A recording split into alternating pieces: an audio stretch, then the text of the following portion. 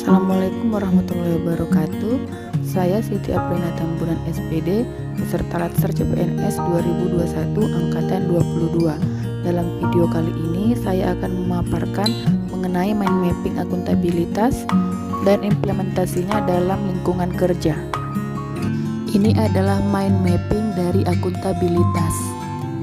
Yang pertama adalah akuntabilitas. Akuntabilitas terbagi menjadi 4 pokok pembahasan besar. Yang pertama adalah konsep akuntabilitas, kemudian mekanisme akuntabilitas, akuntabilitas dalam konteks dan menjadi PNS yang akuntabel. Konsep akuntabilitas yang pertama harus kita pahami adalah perbedaan akuntabilitas dan responsibilitas. Akuntabilitas adalah kewajiban pertanggungjawaban yang harus dicapai, sedangkan responsibilitas adalah kewajiban untuk bertanggung jawab.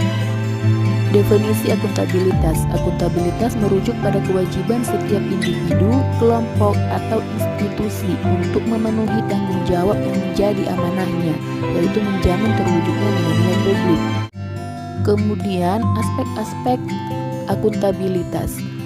Akuntabilitas adalah sebuah hubungan, yaitu hubungan antara dua pihak, individu, kelompok, institusi, dengan negara dan masyarakat. Yang kedua, berorientasi pada hasil. Hasil yang diharapkan yaitu ASN yang bertanggung jawab, adil, dan inovatif. Ketiga, memperbaiki kinerja, yaitu PNS memperbaiki kinerjanya dalam memberikan pelayanan kepada masyarakat. 4. Membutuhkan konsekuensi. Akuntabilitas membutuhkan adanya sanksi atau penghargaan. 5. Membutuhkan laporan.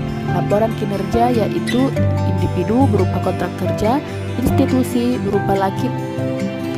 Fungsi utama akuntabilitas publik yaitu ada 3.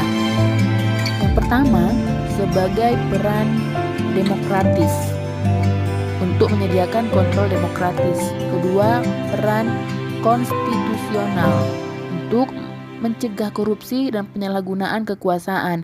Ketiga, peran belajar untuk meningkatkan efisiensi dan efektivitas.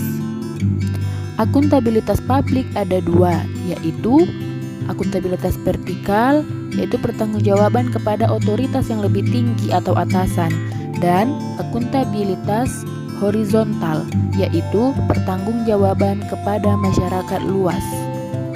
Kemudian, tingkatan akuntabilitas dimulai dari akuntabilitas personal, yaitu mengacu pada nilai-nilai yang ada pada diri seseorang seperti kejujuran, integritas, moral, dan etika.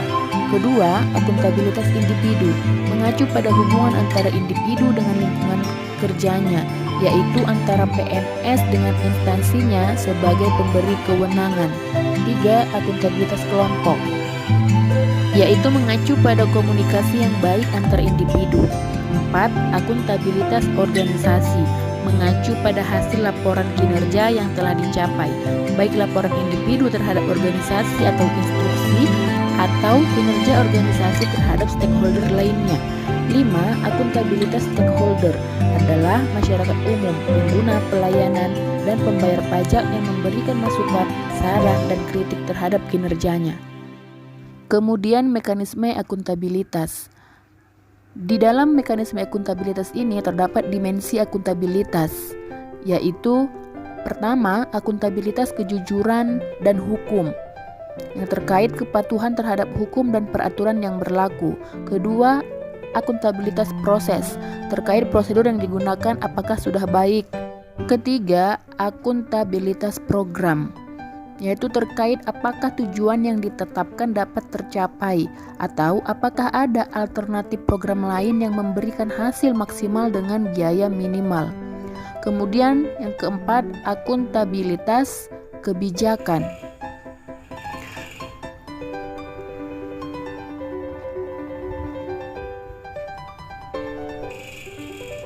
yaitu terkait dengan pertanggungjawaban pemerintah atas kebijakan yang diambil terhadap DPR atau DPRD dan masyarakat luas.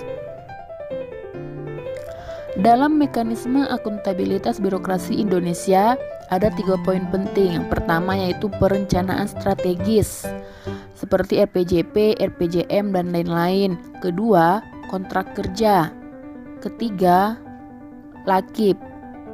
Laporan akuntabilitas kinerja instansi pemerintah. Kemudian menciptakan lingkungan kerja yang akuntabel. Faktor-faktornya atau nilai-nilai yang harus dimiliki yaitu kepemimpinan, transparansi, keseimbangan, integritas, tanggung jawab, kejelasan, keadilan, kepercayaan, dan konsistensi. Nilai-nilai akuntabilitas tersebut harus dimiliki semua ASN. Kemudian framework. Langkah-langkahnya: pertama, tentukan tujuan dan tanggung jawab. 2. Rencanakan apa yang akan dilakukan untuk mencapai tujuan. 3. Lakukan implementasi monitoring kemajuan. 4. Berikan laporan. 5. Berikan evaluasi dan masukan perbaikan. Selanjutnya adalah akuntabilitas dalam konteks, yaitu akuntabilitas dalam organisasi. Pertama, transparansi dan akses informasi. 2. Praktek kecurangan dan perilaku korup. 3. Penggunaan sumber daya milik negara. 4. Penyimpanan dan penggunaan data dan informasi pemerintah. 5. Konflik kepentingan. Kemudian yang terakhir adalah menjadi PNS yang akuntabel dengan menciptakan lingkungan kerja yang akuntabel, di mana PNS yang akuntabel adalah PNS yang mampu mengambil pilihan yang tepat ketika terjadi konflik kepentingan, tidak terlibat dalam politik, melayani warga secara adil dan konsisten dalam menjalankan tugas dan fungsinya, menghindari segala perilaku curang dan koruptif, mampu mengutamakan kepentingan umum seperti memastikan tindakan dan keputusan yang berimbang dan tidak bias, bertindak adil dan mematuhi prinsip-prinsip, akuntabel dan transparan, melakukan pekerjaan secara penuh, efektif dan efisien, berperilaku sesuai dengan standar sektor publik, mendeklarasikan secara terbuka bila terjadi konflik kepentingan. Beberapa contoh implementasi nilai akuntabilitas di lingkungan kerja. Tiba di sekolah tepat waktu merupakan penerapan nilai akuntabilitas di lingkungan kerja, yaitu kepemimpinan dan integritas. Memantau siswa untuk tetap menjalankan protokol kesehatan merupakan implementasi nilai akuntabilitas, yaitu kepercayaan dan tanggung jawab. Memiliki prosedur yang jelas akan setiap kegiatan yang dilaksanakan merupakan implementasi nilai akuntabilitas, yaitu kejelasan. Konsisten meningkatkan kompetensi merupakan penerapan nilai akuntabilitas. Seimbang antara pengembangan karir dan pelaksanaan tugas merupakan penerapan nilai akuntabilitas, yaitu keseimbangan. Memperlakukan siswa dengan adil dan sama, tidak memandang status sosial dan lain-lain merupakan implementasi dari nilai akuntabilitas, yaitu keadilan. Sekian video yang dapat saya sampaikan. Terima kasih.